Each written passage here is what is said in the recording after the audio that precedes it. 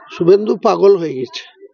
শুভেন্দুর যে দলের জনপ্রতিনিধি, leader of the opposition West Bengal অ্যাসেম্বলির, তো সে কি করে বলে তার দলের সরকার স্বরাষ্ট্রমন্ত্রক অমিত শাহজির খুব ক্লোজ শুনি। উনি যখন 2020 সালের 19শে ডিসেম্বর তৃণমূল কংগ্রেসটাকে ছেড়ে দিয়ে যখন বিজেপিতে নাম লিখিয়েছিল, তখন এই ভারতবর্ষের স্বরাষ্ট্রমন্ত্রী এখন যিনি, উনি ছিলেন বিজেপির সর্বভারতীয় সংগঠনের সভাপতি। তো তার হাত ধরে তার পায়ে প্রণাম করে তো বিজেপিতে গেছিল শুভেন্দু। তার জন্য এত ঘনিষ্ঠ অমিত শাহজির। তা অমিত শাহজিকে দিল্লিতে গিয়ে বলুন উনি যে গোসাবা সহ যে এলাকা এত ওপেন আছে, তাদের সে জঙ্গি হোক আর সাধারণ মানুষ হোক, বাংলাদেশের যে কোনো মানুষ যাতে আমাদের ভারতের সীমানায় না ঢুকতে পারে, তার জন্য তো ওনারা বসে আছেন কিসের জন্য?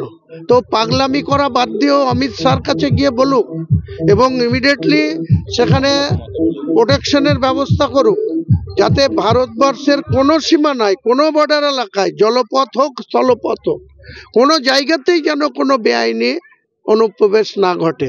তা দেখার দায়িত্বের জন্য তো সেন্ট্রাল গভর্নমেন্ট।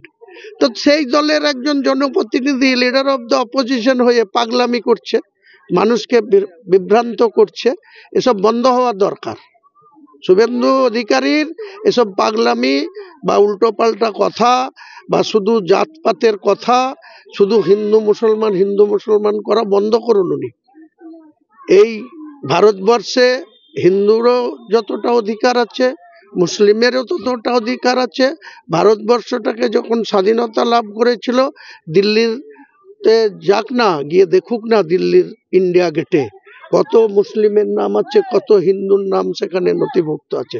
তো পাগলামি করছে, পাগলামির একটা সীমা থাকে।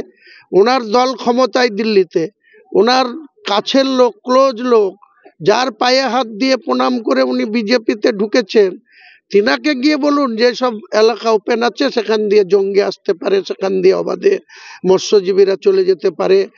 আমাদের মুখ্যমন্ত্রী কিছুদিন আগে বিধানসভায় দাঁড়িয়ে বলেছেন যে বেশ কিছু মৎস্যজীবী তারা আমাদের বাংলার, তারা মাছ ধরতে গিয়ে বুঝতে পারেনি তারা বাংলাদেশের সীমানায় চলে গিয়েছিল, তাদেরকে বাংলাদেশের সরকারের পক্ষ থেকে অ্যারেস্ট করে এখনো জেলে ঢুকে আছে। তো উনি যদি এত দরদ দিয়ে, এত তিনি মৎস্যজীবীদের জন্য তার যদি প্রাণ কাঁদে, তাহলে অমিত শাহজিকে বলুক, পররাষ্ট্র দপ্তরকে বলুক, বলে বাংলাদেশের সাথে যোগাযোগ করে যে সমস্ত মৎস্যজীবীরা বাংলাদেশের জেলে আছে তাদেরকে তাড়াতাড়ি ইন্ডিয়াতে ছাড়িয়ে নিয়ে আসুক। আর পাশাপাশি যেসব ওপেন বর্ডার আছে সে জায়গাগুলোকে অবিলম্বে সুরক্ষিত রাখা, আমাদের ভারতবর্ষের প্রত্যেকটা মানুষকে সুরক্ষিত রাখার বা আমাদের বর্ডারের সীমানা সুরক্ষিত রাখার দায়িত্ব ভারতবর্ষ সরকারের। সরকারেরটা কি আছে? সরকারে তো অমিত শাহজি বসে আছে, মোদিজি বসে আছে। তাহলে অমিত শাহ এত ক্লোজ হয়ে উনি এইসব পাগলামি কথাবার্তা, লোক খাপানো কথাবার্তা, সবসময় দাঙ্গা লাগানোর কথাবার্তা কেন বলছেন উনি? বাংলা টুডে নাও।